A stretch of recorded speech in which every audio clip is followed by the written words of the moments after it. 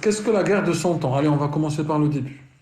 Alors, la guerre de Cent Ans, c'était une guerre entre les rois de la France et le roi de l'Angleterre. Elle a duré 116 ans et c'était pendant le Moyen Âge. Déjà, ça va. Fais-toi confiance, dis que tu sais tout, dis que tu vas réussir, parce que D'accord. je le sens d'ici que tu trembles, hein, ok? Je suis en train de trembler, j'ai envie de pleurer, je vous jure, parce que ça fait un an que je prépare pour l'entretien. Je vous jure que j'ai appris les questions par cœur, 350 questions, et ça m'a fait vraiment, enfin, c'est trop dur, vous voyez, on a peur. Comment vous avez eu les questions? C'est dans le livret de citoyen, c'est ça? Oui, livret de citoyen, et aussi, je me suis renseignée sur Internet. À chaque fois, je trouve des questions, et enfin, j'ai préparé mon propre livret, si vous voyez. C'est parfait. Et tu vas, comme ça, juste pour détendre un peu l'atmosphère, tu vas passer quelle nationalité? C'est par décret, par mariage ou... En fait, le truc, c'est que c'est un peu compliqué parce que mon mari, il est né en France, mais c'est un Portugais musulman, d'accord? Et donc, moi, j'ai déposé, j'ai envoyé mon dossier, je travaillais, j'étais en CDI, d'accord? Vous m'entendez, monsieur? D'accord. Et donc, du coup, entre-temps, on a déménagé, j'ai dû quitter mon travail, là où je travaillais. Et là, vu que mon mari, il a deux sociétés, donc je l'aide à gérer un peu ses sociétés. Voilà, et par contre, les questions que je vais vous poser, C'est par ne décret. ne donnez pas surtout des informations personnelles. C'est juste, on va rester dans le général, voilà, parce que ça reste du privé. Déjà, moi, je ne vais pas vous poser des questions privées, d'accord? D'accord. On fait comme ça. Le but, c'est on s'entraide, hein. Ok. Par contre, ne sois pas frustré si jamais tu réponds pas à la question. Voilà, le but, c'est au moins tu te prépares dès maintenant. D'accord. Ok. Il Ça n'y a pas va? de souci. Ok. Allez, très bien. Alors, est-ce que vous connaissez, bah, déjà, je finis avec la guerre de Cent Ans, c'est très bien ce que tu as répondu, franchement, c'est bravo. Donc là, maintenant, je sens que tu es moins détendu, t'es détendu, donc très bien. C'est bien, donc j'ai réussi à te faire détendre, alhamdoulilah. C'est une guerre résultant d'un conflit entre les rois de France et les rois d'Angleterre durant le Moyen Âge. Ce conflit d'un siècle a en réalité duré 116 ans. Combien a duré? C'est 116 ans. Tu aurais pu juste répondre comme ça, me faire. D'accord. Mais c'est bien ce que tu as rajouté. Alors, est-ce que vous connaissez la bataille de Verdun? Oui, alors la bataille de Verdun, c'était une bataille entre l'armée française et l'armée allemande. Il y a eu beaucoup de victimes dans les deux camps, mais il n'y a pas eu de vainqueur.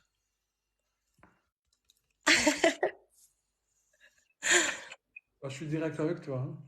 Merci. Quel a été le surnom des soldats français durant la Première Guerre mondiale? Le nom des soldats français durant la Première Guerre mondiale, c'était les poilus. Bravo. Quand a eu lieu la Première Guerre mondiale?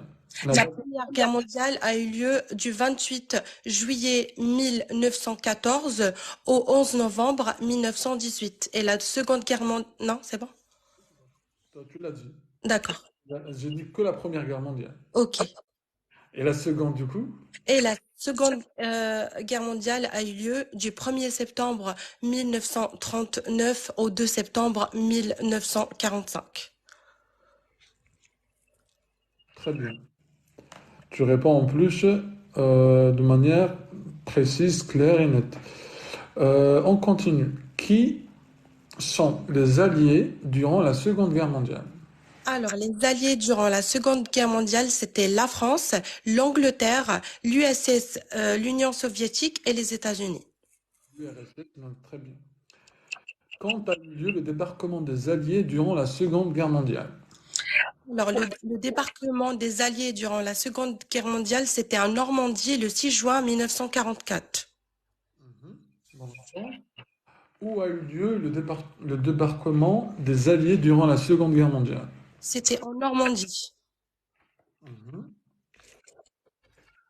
Ok, maintenant on a fini avec les questions d'ordre historique. Maintenant on va passer aux questions relatives à la France. Ok. Ok. Quelles sont du coup la valeur de la République française?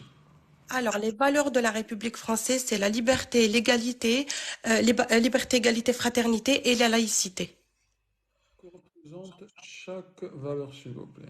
La liberté représente la liberté de circuler, la liberté de s'exprimer, la liberté de croire ou ne pas croire en une religion, la liberté de créer des associations, la liberté d'avoir des biens, d'être propriétaire, et l'égalité, liberté, égalité. Donc l'égalité, on est tous égaux devant la loi. Fraternité, c'est la solidarité et le fait de s'entraider entre nous. Et la laïcité garantit la liberté de conscience, la liberté de manifester ses convictions et ses croyances dans les limites du respect de l'ordre public. Elle implique la neutralité de l'État et impose l'égalité de tout devant la loi. Mhm.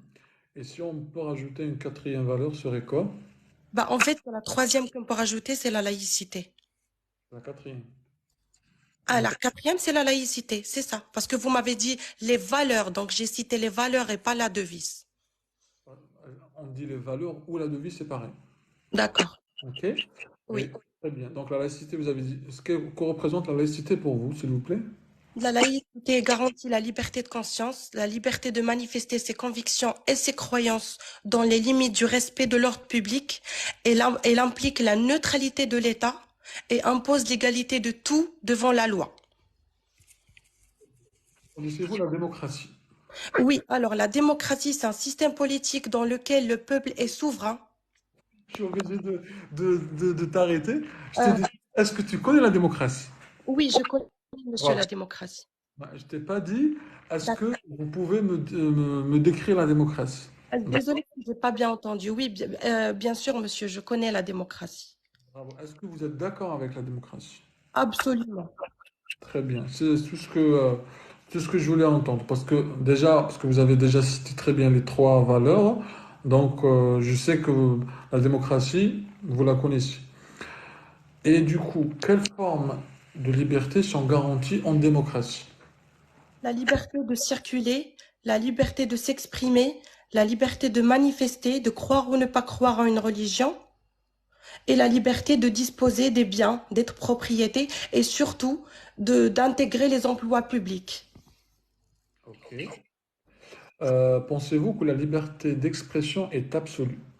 Non, pas du tout, car la liberté des uns s'arrête là où commence celle des autres. Ok.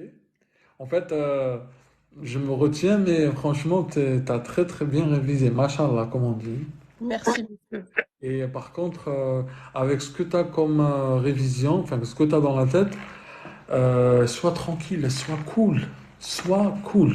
Ça va? Parce que toi, déjà, tu l'as dans la tête, tu connais.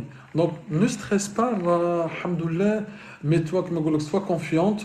Maintenant, c'est comme si toi, avant d'aller, Cristiano Ronaldo, Messi, je sais pas ce que tu suis, avant, quand il a un match, il se prépare. Toi, tu es bien préparé. Donc, sois confiante. D'accord, Ça va? Bénil. Ok? Donc ça, d'accord, juste pour à chaque fois je te fais ça, mais c'est bienveillant. On est d'accord? d'accord. Alors, effectivement, donc la liberté d'expression est absolue. Non, la liberté est garantie. Ce que tu viens de dire. Quels sont, si vous pouvez nous citer quelques droits et devoirs de citoyens français? Et on tapote, s'il vous plaît, les amis, en même temps. Bien sûr. Alors, pour les droits des citoyens français, le droit de voter. Mhm. Donc, on a le droit de voter, le droit de circuler, le droit de disposer des biens, d'avoir des biens, de créer des associations, le droit de aussi de... Bon, j'ai cité les droits, c'est ça les droits. Voilà. Et pour les obligations, donc on doit payer les impôts, respecter la loi, respecter l'environnement, respecter les droits des autres et, et aussi défendre la patrie si cette dernière est menacée. Ok, c'est noté. Tout à l'heure, vous disiez comme quoi le droit d'acheter, si vous pouvez le remplacer par le droit d'accès à la propriété. C'est aussi la même chose. Ok. Alors maintenant, on va passer au symbole de la République, si vous pouvez nous citer quelques-uns.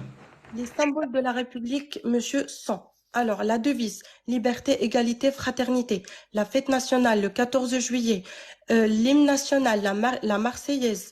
Il y a aussi le coq. Il y a la fleur. Il y a aussi le drapeau tricolore. Il y a la Marianne, c'est une figure symbolique qui est présente dans toutes les mairies sous l'apparence d'une femme bien coiffée avec un bonnet phrygien. C'est ça? Très bien. Par contre, est-ce que je vous ai demandé de définir Marianne? Non, vous ne m'avez pas défini, mais la plupart, on m'a dit qu'ils demandent la définition. Mais un conseil que je vous donne, on répond à la juste valeur de la question. Si on vous demande, parce que comme ça, en fait, au moins, vous gagnerez, mais que ce soit dans l'entretien ou même dans la vie, hein, dans d'autres D'accord. entretiens. Si on vous pose, par exemple, telle est la chose, tu réponds. Mais si on vous demande de détailler, au moins, c'est comme si vous gagnez une autre question. Vous comprenez ce que D'accord. je veux dire? Alors, mais par D'accord. contre, il n'y a rien à dire. Quels sont, du coup, vous avez cité tout à l'heure le drapeau français. Quelles sont les couleurs de ce drapeau? Le drapeau, il est bleu, blanc et rouge. Représente ces couleurs. Le blanc, le bleu, ça représente Paris, la ville de Paris. Le blanc, ça représente, c'était la couleur des rois. Et le rouge, ça représente Paris, mais aussi ça représente le sang du peuple. Le sang fait référence au sang versé pour la libération du peuple, effectivement. Et là, vous pouvez me parler de Marianne, effectivement, allez-y. Alors, Marianne, ça représente, c'est une figure symbolique qui représente les valeurs de la République sous l'apparence d'une femme bien coiffée avec un bonnet phrygien. Elle est présente dans toutes les mairies, la monnaie et les timbres. Bien, t'es pas obligé de rajouter bien coiffé. Une femme coiffée, ça suffit. Ok? Non, mais c'est bien. Alors, qui est aujourd'hui le président de la République actuelle? Le président de la République actuelle, c'est Monsieur Emmanuel Macron. Ok. Qui était son prédécesseur ou le président qui était avant lui? Le président qui était avant le président actuel, c'était François Hollande. Ok, très bien. Le ministre actuel? Premier Euh, ministre? Le premier ministre actuel, c'est Madame Elisabeth Borne. Son prédécesseur? J'ai pas entendu. Prédécesseur. J'ai pas entendu sa coupe. Son prédécesseur, c'est-à-dire celui qui Alors, était... oui, oui, je sais, j'avais pas entendu. Donc, le premier ministre avant Madame Elisabeth Borne, c'était Monsieur Jean Castex. Et avant lui, Édouard Philippe. Ok. Dans quelle république on était? Nous sommes actuellement. On est dans la Cinquième République. Ok. Quelles sont les dates des précédentes républiques? Alors, la première République de 1792 jusqu'à 1804, la deuxième République de 1846 jusqu'à 1852, la troisième 1848. C'est pas 1846. 48, vous m'entendez? Très bien. D'accord. Donc la deuxième, je vous ai dit de 1848 jusqu'à 1852. La troisième de 1856 jusqu'à 1900, jusqu'à 1000, attendez, de 1006, c'est ça, 1852 jusqu'à 1800. Alors attendez, alors attendez, la deuxième, de 1848 à 1852. La troisième, 1858 ou 56. Du tout.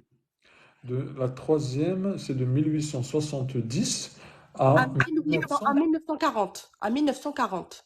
C'est ça. Et après, de 1946 jusqu'à 1958, la dernière. Très bien. Bon. Et la cinquième? De 1958 jusqu'à aujourd'hui. Voilà. Tu vois? Et du coup, qui a instauré la Cinquième République? Bien qu'on l'a déjà dit avec Sarah, mais vas-y, Sarah, qui a instauré la Cinquième République? C'est Charles de Gaulle qui a instauré qui a fondé le Cinquième République. Instauré la Cinquième République. Très bien. Où se trouve le siège de la présidence de la République? On like les amis, s'il vous plaît. Où se trouve le siège? De la présidence de la République. Le siège de la présidence de la République se trouve à l'Élysée. Le palais de l'Élysée, tout à fait. Si vous pouvez, ça aussi c'est une question qui m'a été posée plusieurs fois, citer dans l'ordre les présidents de la Cinquième République. C'est à vous. Bien sûr, monsieur. Alors, les présidents de la Cinquième République, c'est Charles de Gaulle, Georges Pompidou, Georges Charles de Gaulle, Georges Pompidou, Valéry Giscard d'Estaing, François Mitterrand, Jacques Chirac, Nicolas Sarkozy, François Hollande et Emmanuel Macron. Ok. Les dates de chaque président. Ah non, là, franchement, là, vous êtes parti loin, là. Ah non, c'est pas possible. Parce que à chaque fois que je vous pose la question, vous y allez. Du coup, je voulais tirer un peu plus pour voir là où vous pouvez Ah vous non, non, arrêter. non, non, là, c'est trop. Ah, très bien, là c'est bon. Ok. Au moins, on a connu. Si jamais tu veux faire autre chose, tu sais où tu peux te compléter les informations. Mais c'est très bien. Citez trois anciens premiers ministres français de la Cinquième République. Alors, les trois premiers ministres, monsieur, c'est bien cela? Exactement. Trois, non, trois premiers ministres anciens. D'accord. Voilà. Je dirais Jean Castex, Édouard Philippe et François Fillon. Ok. Et speed, hein. Juste calme. Il n'y a pas de. Mais wallah, et wallah, je suis calme. C'est les commentaires qui me stressent. Ben, ne lis pas. Tu D'accord, sais, je vais pas en lire. voiture, tu fais comme ça, balayer, ne lis pas. Moi, je l'ai D'accord, lu parce que je dois regarder ce qui se passe. Mais par contre, c'est que positif pour toi. Rassure-toi. d'accord. Ok. Parce que si normalement dans d'autres comment ça s'appelle dans d'autres simulations que je fais, je suis plus comment dire plus sérieux que ça. Mais là en fait, je fais exprès de te détendre parce que je sens qu'un peu Merci. t'es stressé. C'est pour ça. Merci beaucoup, merci franchement. Avec plaisir. Allez, donc cite trois ministres du gouvernement actuel. Bien sûr, monsieur. Alors, on commence par Madame Catherine Colonna, ministre des Affaires de l'Europe et des Affaires étrangères, et aussi Éric Dupont, garde du Sceau et ministre de la Justice. Il y a aussi Bruno Le Maire, ministre de l'Économie et des Finances. Sébastien, c'est bon? Ah, vous m'avez dit trois. D'accord. Par contre, Éric Dupont, c'est pas Éric Dupont, c'est Éric Dupont-Moretti. Ok? Voilà. Pour combien de temps est élu le président de la République? En like, les amis, s'il vous plaît, on peut atteindre les 20 facilement, s'il vous plaît. Le président de la République, il est élu pour 5 ans, un mandat de 5 ans. Parfait. Et comment il est élu? Il est élu au suffrage universel direct, majoritaire à deux tours. Est-ce qu'il peut avoir plus de tours? Enfin, est-ce qu'il peut se présenter au-delà de deuxième fois? Absolument. Absolument. Non, 2 fois et c'est tout. Et c'est fini. Très bien. Qui a le droit de voter aux élections? Alors, tous les citoyens majeurs, Ok. Quel est l'âge de la majorité en France? 18. Ok, c'est ça, c'est ça. Et du coup, est-ce que vous connaissez le Parlement français? Absolument. C'est quoi? Le Parlement, il est composé de deux chambres. Chambre haute, où il y a les sénateurs, et chambre basse, où il y a les députés ou l'Assemblée nationale.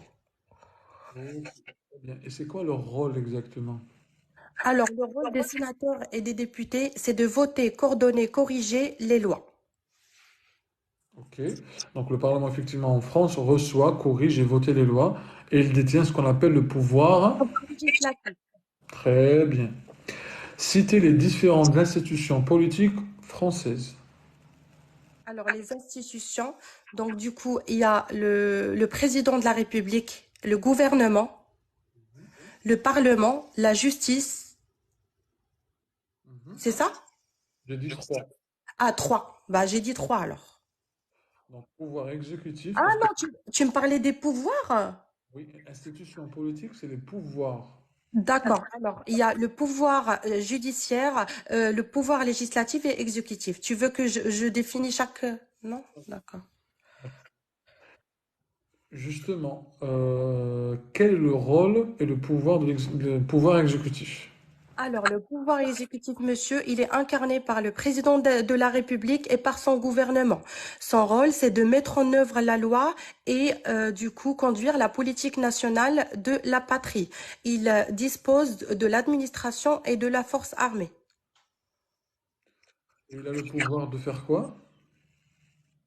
Le pouvoir exécutif. Ok, c'est-à-dire, mais je comprends pas. Bah, en fait, mettre en œuvre les lois et conduire la politique nationale de la patrie. Très bien. Les législatives, du coup? Le pouvoir législatif, il est composé de deux chambres. La chambre haute où il y a les sénats ou les sénateurs et la chambre basse où il y a les députés. Ils corrigent, coordonnent et ils votent les lois. Et aussi, ils ont le contrôle sur le pouvoir exécutif. Machin. Comment sont élus les députés? On tapote les amis, s'il vous plaît, on like, comme Les, ça vous...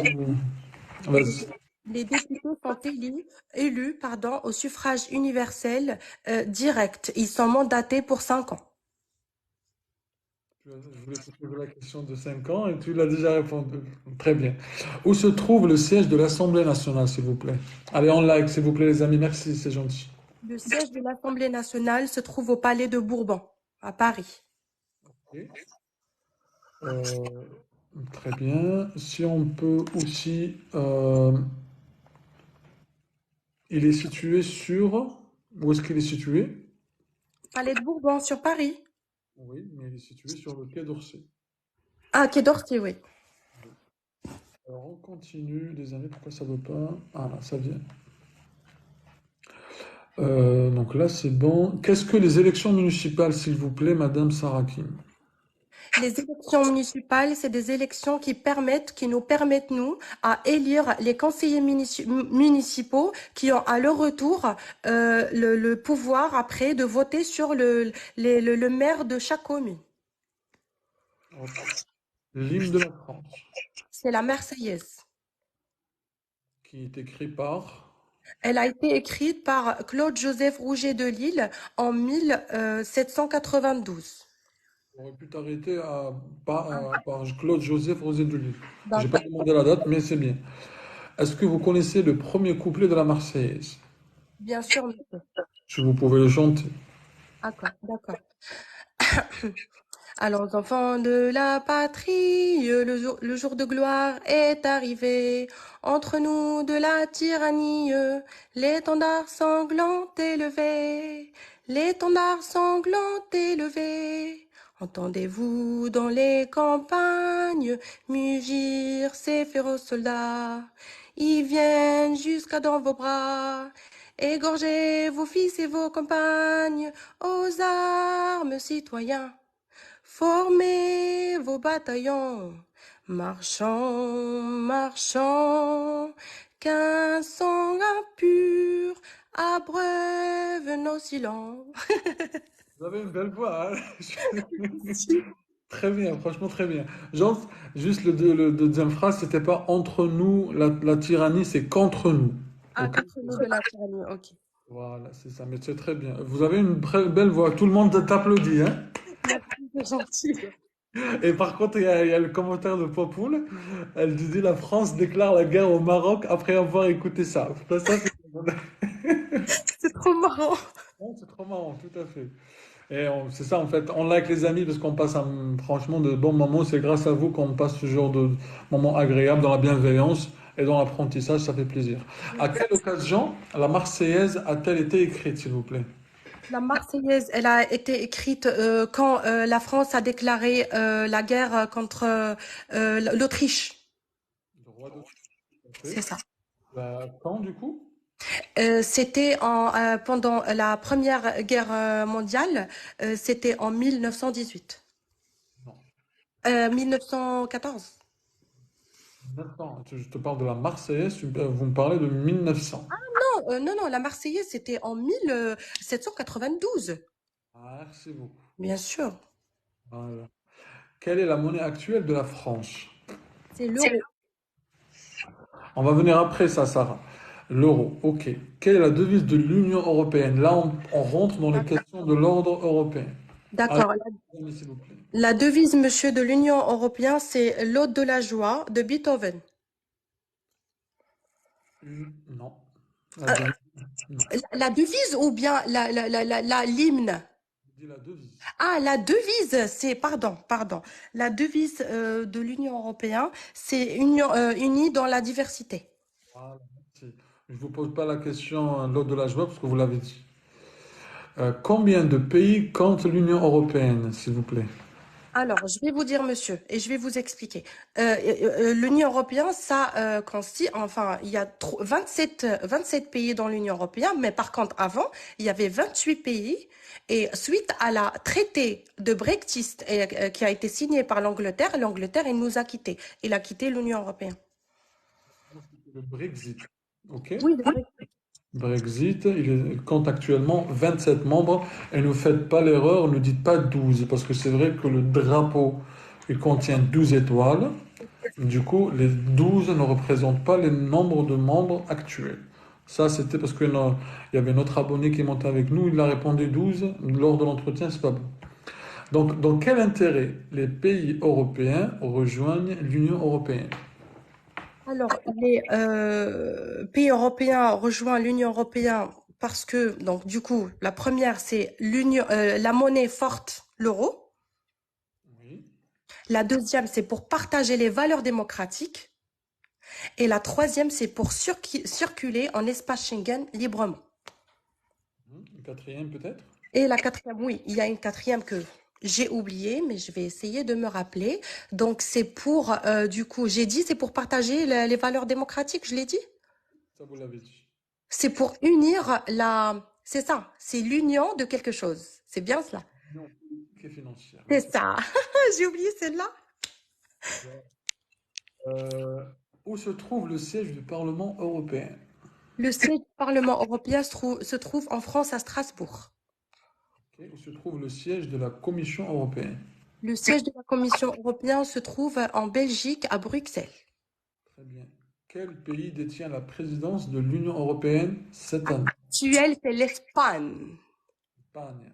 Euh, pourquoi? Pourquoi non? C'est pas l'Espagne.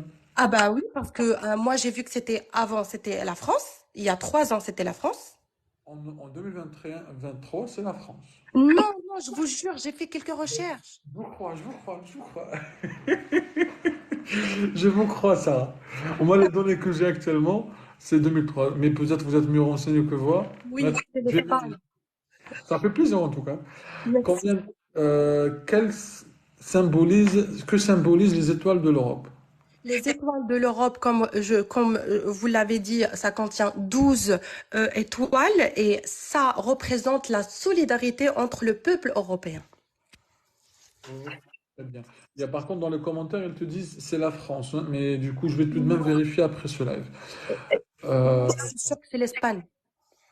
on verra. Demain, tu reviens au live et on reviendra avec la réponse. D'accord.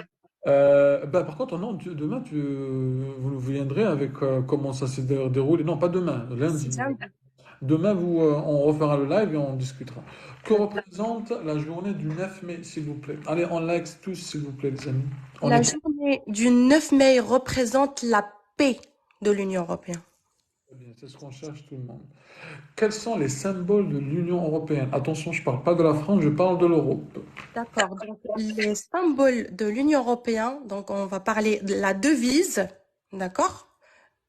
Il y a aussi l'ode, enfin la devise unie pour la diversité, l'hymne européenne, l'ode de la joie de Beethoven, l'euro, la monnaie forte et unique. Il y a le 9 mai, la journée de la paix européen. Il y a aussi du coup le drapeau qui contient 12 étoiles. Et il y a, j'ai tout cité apparemment, non? Très bien. Que connaissez-vous sur le traité de Rome, s'il vous plaît? Le traité de Rome, c'est un traité qui a été signé par l'Italie, l'Allemagne, la Belgique, la France. Il a été signé en Italie pour deux choses. Pour donc du coup l'Union européenne économique CCE et par le CCEA. Donc l'Union européenne économique et l'Union européenne euh, euh, anatomique. C'est ça, Atomique. c'est ça, énergique. Anatomique. Ok. C'est ça. C'est ça, exactement. C'est Comité européen économique. C'est la comité. Ok, vas-y. Et c'était signé le 25 mars 1957. Mais ils vont pas me demander quand est-ce qu'il a été signé. Moi, non, j'ai pas dit, je t'ai pas posé la question, mais au cas où, tu as la réponse. D'accord. Qui est Jeanne d'Arc, s'il vous plaît, Sarah Kim? Bien sûr, monsieur. Jeanne d'Arc, c'était une paysanne très très jeune. Elle a mené les troupes français à la libération d'une partie des territoires français. Et bien évidemment, j'ai fait quelques recherches sur cette personne. Elle a été tuée, brûlée par les nazis en Normandie. Ah pardon, à Rouen. Elle a été tuée vivante. Ok, très bien. J'aurais pu t'arrêter à ce que tu m'avais dit, hein. Mais ce D'accord. que tu as rajouté en plus, c'est en plus. Ça prouve que... ouais. Mais très bien. Alors on continue. On continue avec les mêmes questions. Pourquoi voulez-vous devenir française, Sarah Kim? Alors, je veux devenir française parce que déjà, même si je ne suis pas française sur les papiers, je me considère déjà comme une française. Certes, j'ai pas certains droits politiques, mais on a pratiquement les mêmes droits et les mêmes obligations. Euh, Depuis que je suis venue en France, la France m'a donné beaucoup de choses, m'a appris beaucoup de choses. La France a fait de moi cette personne que vous voyez devant vous. Je suis venue plus sage, plus responsable, plus mûre. Et aussi, je veux devenir française parce que j'ai des projets professionnels. Je voudrais joindre la force armée, soit la police nationale ou la gendarmerie nationale. Ouais, très bien. Ok. Sauf que je ne vous vois pas, hein, mais c'est parce que vous l'avez préparé pour l'entretien. Mais ok, très bien. Ça marche. Je ne vais pas vous poser autre question, mais je note. Euh, Connaissez-vous la loi Veil? Oui, la loi de Veil, elle a été instaurée par Madame Simone Veil, du coup le 17 janvier 1975. J'ai pas entendu. Qu'est-ce qu'elle dit, cette loi? Bien sûr, monsieur. Alors, cette loi, ce qu'on appelle la loi de Veil, elle permet les femmes enceintes de ce qu'on appelle l'IVG, d'avorter, l'IVG, l'interruption volontaire de la grossesse. Ils peuvent avorter. Et donc, du coup, en fait, les femmes, en gros, ils ont le droit de faire ce qu'elles veulent avec leur corps. Ok. Qu'en pensez-vous de cette loi? Je suis d'accord avec cette loi parce qu'on est dans un pays libre et la liberté, ça fait partie de la devise de la France. Donc, on est libre de faire ce qu'on veut avec notre corps. Non, c'est une mesure importante qui garantit aux femmes le droit à la liberté de disposer de son corps. Tout à fait. Euh, que pensez-vous de la parité homme-femme, Madame Sarakin? La parité homme-femme, comme je vous ai indiqué, monsieur, ça fait partie de la devise de la patrie. On est tous pareils devant la loi. On a les mêmes droits et les mêmes obligations. Est garantie par l'article 1er de la Constitution. Effectivement. Avez-vous, enfin, avons-nous atteint cette parité dans tous les domaines actuellement? Pas du tout, monsieur. Alors, la parité homme-femme, il nous faut 200 ans pour arriver au niveau salarial par rapport au salaire des hommes. 200 ans, voilà, effectivement. Et ça, c'est bon, tu as bien répondu. Quelles sont les prochaines élections du coup? Les élections municipales, c'est en 2026, présidentielles 2026, régionaux 2027, c'est tout? Oui. Tu as prochaines élections sénatoriales Sénatoriales 2026, ok, européennes 2025. 2024. Et la naturalisation française se passe après 2023. Renseigne... Ouais, mais ça c'est très bien. Renseigne-toi un peu plus sur sur les détails, mais c'est bien. Qui décidera de vous octroyer ou non la nationalité française? C'est le ministère de l'Intérieur, Monsieur Charles Darmanin, qui décidera de m'attribuer la nationalité française ou pas. Mhm. Quel ministre gère les relations entre l'État et les institutions religieuses? Le ministre qui gère les relations entre l'État et les institutions religieuses, c'est le ministre de culte, Ok, chargé du... chargé des affaires religieuses. Non, voilà, c'est ça, mais c'est le ministre du culte chargé du ministre de l'Intérieur. Charge du ministre de l'Intérieur. C'est lui qui l'a dit. Voilà. Mais c'est très bien. Qu'est-ce que la discrimination pour vous? La discrimination, alors je vous donne un exemple, monsieur, c'est quand par exemple on refuse d'embaucher ou de recruter quelqu'un à cause soit de sa religion, soit de sa peau, la couleur de sa peau, soit de ses croyances, soit de son apparence, c'est ça, c'est tout. Exactement. La discrimination, c'est un... Voilà, je ne vais pas vous faire la description. La discrimination est-elle légale en France? Non, monsieur, pas du tout. Elle est interdite, strictement interdite par la loi. Ok. Il y a Didi qui dit demain dimanche, il y aura des élections sénatoriales. En quelle année les citoyens français sont-ils devenus européens? Alors, les Français sont devenus européens depuis 1992. Vous avez le droit d'accéder à l'emploi public. Tous les citoyens peuvent accéder aux endroits publics, français bien sûr. Ok. Donc, en cas de conflit, ok, Mhm. armé, qui pourra être appelé à défendre la France? Tous les Français à partir de 16 ans. Ok. Qu'est-ce que le système de sécurité sociale? Le système de sécurité sociale, c'est un système qui a été mis en place par l'État pour protéger les citoyens de différentes ou diverses situations ou difficultés sociales. Qui finance les services publics?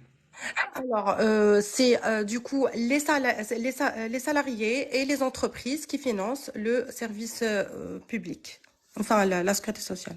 Les gens qui travaillent. Oui, les salariés et les entreprises. Et du coup, êtes-vous obligé de payer vos impôts? Bien sûr, monsieur. C'est-à-dire, Alors, je suis dans l'obligation de payer les impôts, que ce soit une Française ou une étrangère, je suis dans l'obligation de payer les impôts. merci pour tous ceux qui disent live très instructif, ça fait plaisir.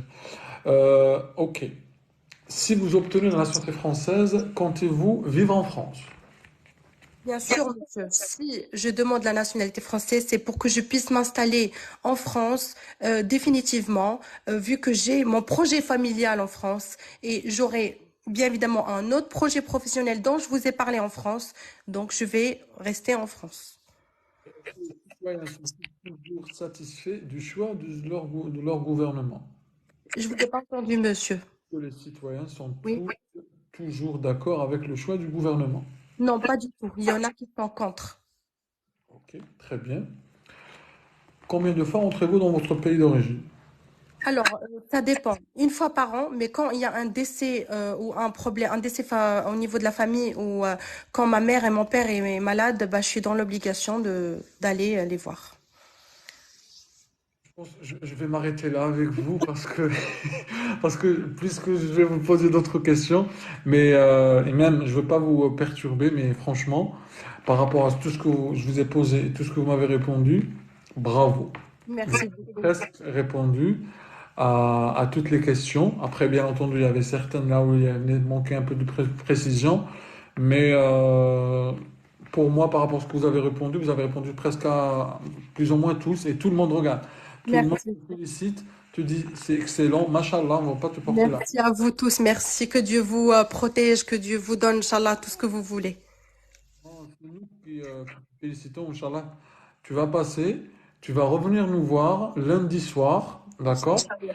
Et tu vas nous donner, Inch'Allah, des bonnes nouvelles. On ne va pas te mettre la pression, Inch'Allah. mais un conseil, un Oui. conseil, détends-toi, pense à rien. Maintenant, tu as passé le cap, tu as tout, ok? N'y pense, enfin, c'est pas que n'y pense pas, si tu dois y penser, mais en même temps, détends- pense positif. En fait, quand tu vas t'allonger maintenant, tu vas avant de dormir, éteins la lumière, ça rentre dans la psychologie, mais éteins la lumière, reste allongé et imagine, visualise-toi ton entretien, comment il va se dérouler et visualise-le bien se dérouler. D'accord. Ça, c'est en fait, c'est comme si, parce qu'on attire ce qu'on imagine.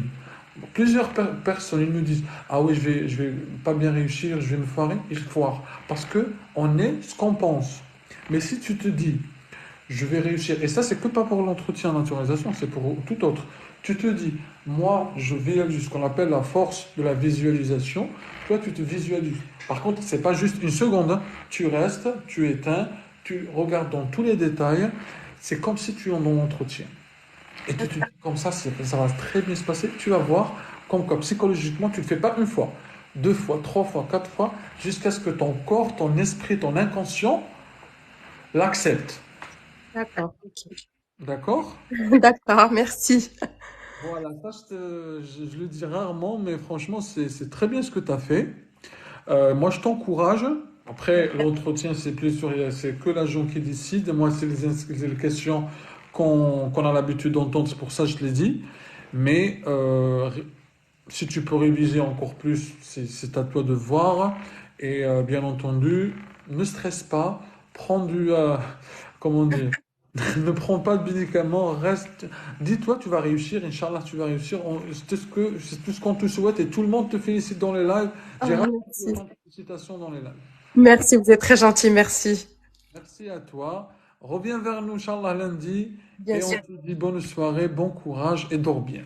C'est tout ce que je D'accord, merci beaucoup. Merci, bonsoir et prenez soin de vous. Salam alaikum. Au te revoir. Bye bye. Voilà, donc là, en fait, parce que plusieurs personnes me le disent, effectivement, je vais poser, je vais comment dire, je vais republier ce live sur YouTube pour tous ceux qui n'ont pas assisté au début, et même tous les précédents lives que je fais, vous pouvez le retrouver sur YouTube directement. Voilà, donc il y en a, attends, je vais lire vos commentaires un petit peu parce que depuis tout à l'heure, voilà. Il s'agit de quoi? Il s'agit d'une entraide qu'on fait, on révise tous ensemble les questions. Donc, il n'y a pas de souci. Elle va réussir, c'est sûr. Il y en a qui disent elle va réussir, c'est sûr. On ne refuse jamais la nationalité française à une femme. Ah, ça, c'est la première fois que je lis ça. Magnésium, je prends ça depuis... Non, attendez, on ne parle pas de médicaments ici. C'est vraiment très dur. Non, faut pas parler de ça. Il pose vraiment autant de questions. Pas autant, je sais pas. Mais certaines, oui. Trop forte, oui, effectivement, Paola, trop forte, machallah, on va pas lui porter la haine. Moi, je touche le bois de mon côté, touchez-vous aussi de votre côté. Et comme ça, Inch'Allah, lundi, elle va revenir avec nous. On fera le live à 21h, vous serez, Inch'Allah, tous ici. Et d'habitude, les jours de semaine, on est plus nombreux, on est 300, 400. Et là, je sais que c'est le week-end, en plus, il est 1h du matin, j'ai pas vu le temps passer. Voilà, il y en a qui disent